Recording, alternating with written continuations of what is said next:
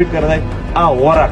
د وطن مظلومیت محکومیت وسایل مسایل پار چې باندې داسې په دلیل خبره وکړه چې هغه ټول پښتانه بیا ورسره د پښتون ناوړ خلک ومني ما نه لایقتوب نه دی پکې کړی ما په هغه کې سستي نه ده کړې په هغه کې که په ورځ کې 800 کیلومتره سفر وهم 1000 کیلومتر وهم موږ پکې تللي راغلي یو اوس فرایض تاسو دي چې تاسو په خپل کلي کې یونټي جوړوئ اوس به پته لګي تاسو څومره پښتو راسره پالئ تاسو څومره په دې خپل کام دې وطن ته ژمن یې چې په خپلو خلکو خواري وکړئ دا خلک بې قیمته مه شمارئ دا بې قدره مه شمارئ والله رښتیا درته وایم که دا تا په خپل کلي په خپل کلي په خپل جماعت باندې یونټ را جوړه کړه د سوات نه تر چمن پورې د پښتون سره یو کو دا صرف